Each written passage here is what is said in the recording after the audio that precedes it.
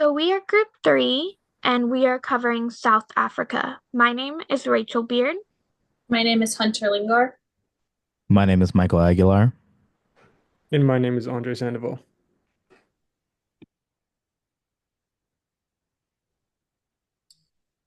Some of the approximate whereabouts of Southern Africa are as follows. The countries that we can identify in this region include Zimbabwe, Angola, Namibia, Botswana, Kenya, South Africa, Zambia, and there's a few other ones that are shown in the map on the side. This area of Africa is known for its wide-ranging landscapes from mountain ranges and deserts to coastlines. Southern Africa is bordered by three of the oceans: the Indian Ocean, the Southern Ocean, and the Atlantic Ocean.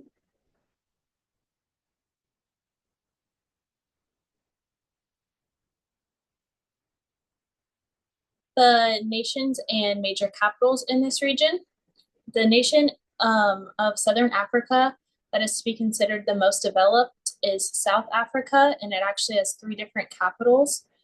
Each of the different capitals serves as a different branch of the government. The main one is Pretoria, which is where the president resides, and that is the executive branch.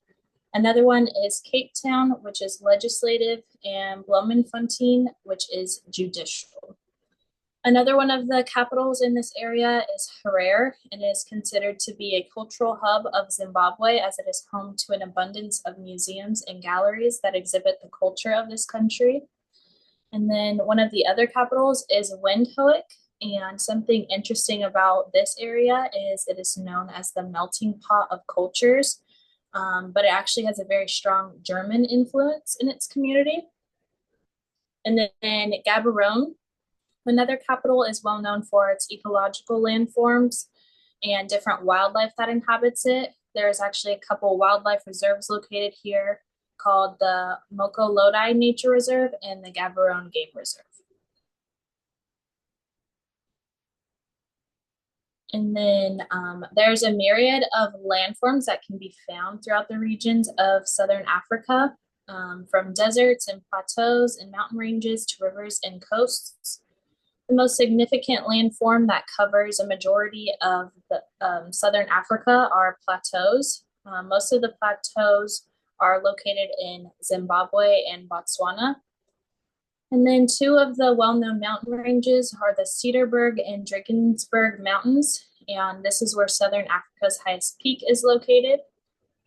And there is a number of rivers that run through this region, like the Limpopo, the Zambezi, and the Orange Rivers.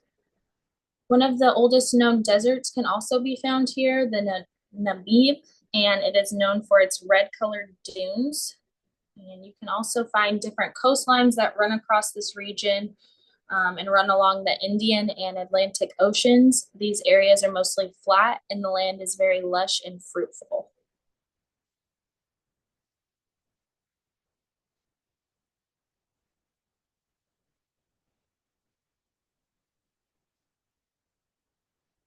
And then the different climate properties of Southern Africa that go along with the deserts, plateaus, and mountains are as follows. The climate properties of the deserts in this region are hot and dry. The temperatures usually exceed 100 degrees Fahrenheit during the day, but it also gets really cold at night, and even certain areas towards the middle will freeze, and there's very minimal rainfall. The plateaus in this region can vary in climate properties. Most are mild, and the temperatures average around 70 to 75 degrees Fahrenheit during the day. There's a moderate amount of rainfall, but depending on where the different plateaus are located, the rain levels may be higher. And the mountain climate properties can also differ, but the temperatures usually range from 60 to 80 degrees. And in the Cedarburg mountain range, they get little rain, but in the Drakensberg Mountains, there's usually really high levels of rainfall.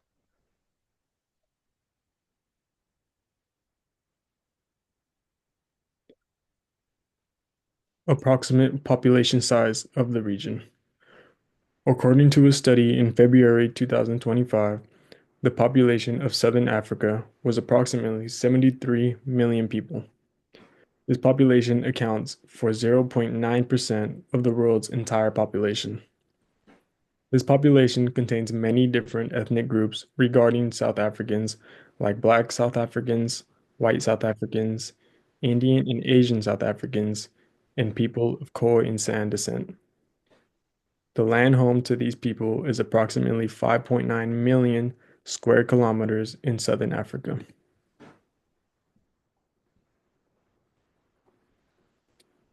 As for most populated nations of the region and their corresponding population sizes in major cities, the land isn't specifically exactly agreed upon as which nations belong in it. However, some major nations are Southern South Africa, Namibia, Botswana, Lesotho, Angola, and Eswatini. South Africa is the most populated nation out of all of these and has approximately 64 million people. The nation holds three capitals: Cape Town, Pretoria, and Bloemfontein. Following South Africa, Angola is another populous nation, having around 36 million people. Angola's capital is Luanda. Finally, there is Namibia. Namibia has approximately 3 million people. Namibia's capital is Windhoek. And here is a picture of Cape Town, South Africa from a sky view.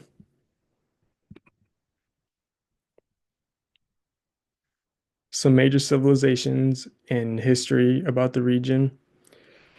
Southern Africa has a very rich culture history, and previous civilizations contain ones like the Zulu Kingdom and the Mutapa Empire, which I will be discussing. History of the land consisted of indigenous hunter-gatherer groups like the San and Khoisan. The Zulu Kingdom was a monarchy ruled under the leader Shaka, and the Zulu people reigned over southern Africa at a point through their combat dominance. The Mutapa Empire was a kingdom in past South Africa. It was located along the Zambezi River and was well known for its gold mines and as a regional trading power in gold, ivory, and copper.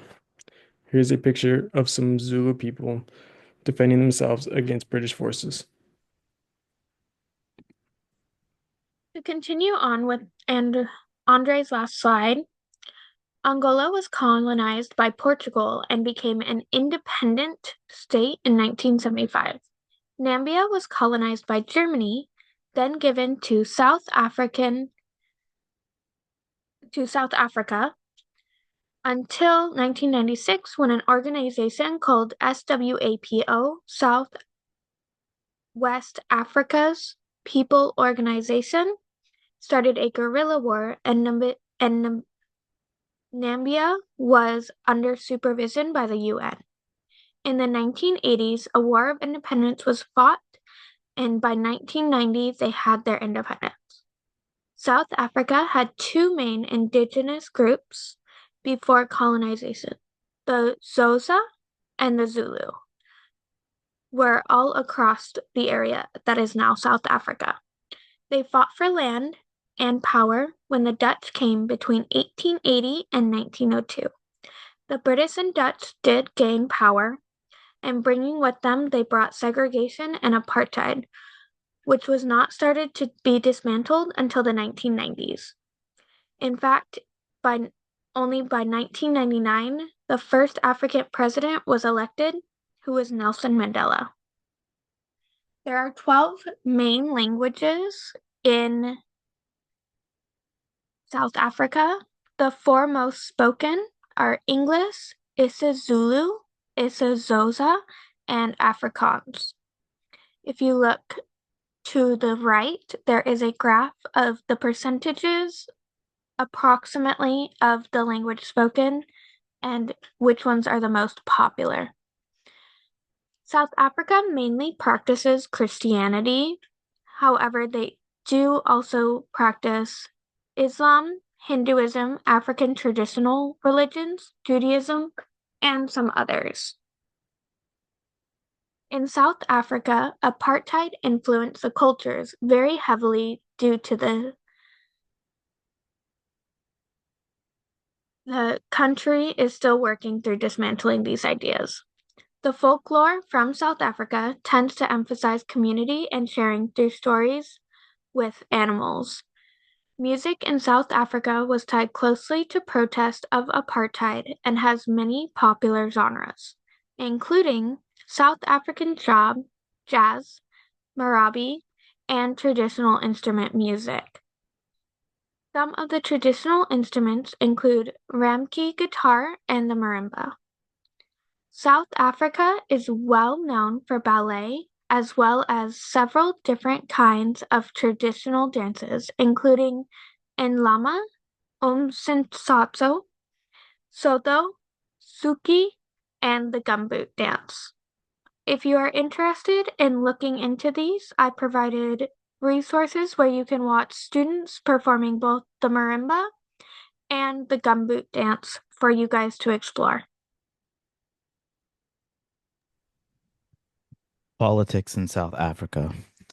South Africa's political structure has become complex since the change to democracy in 1994.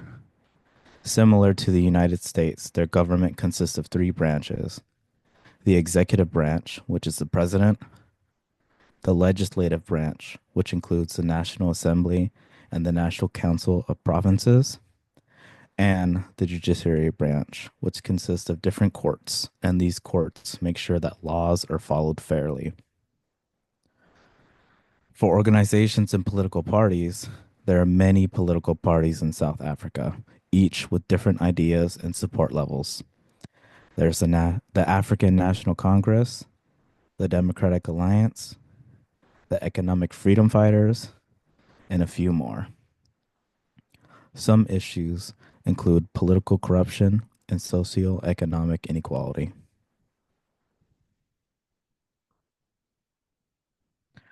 On South African economy, South Africa has the most advanced and diverse economy in Africa.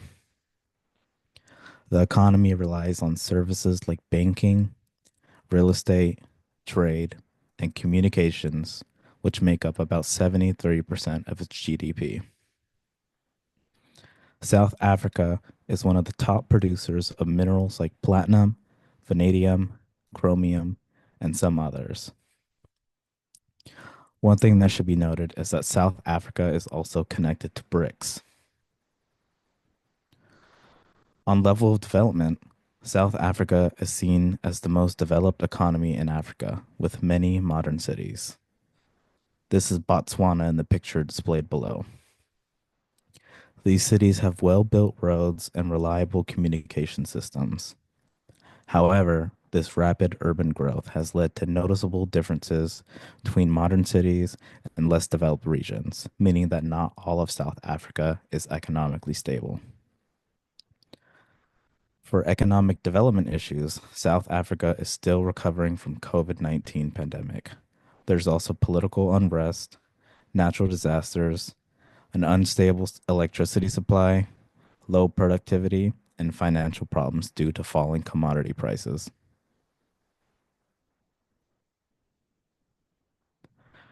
On social forum and issues in South Africa, there is a large amount of young people, considered to be 15 to 34 years old, in South Africa and make up around one-third of the population.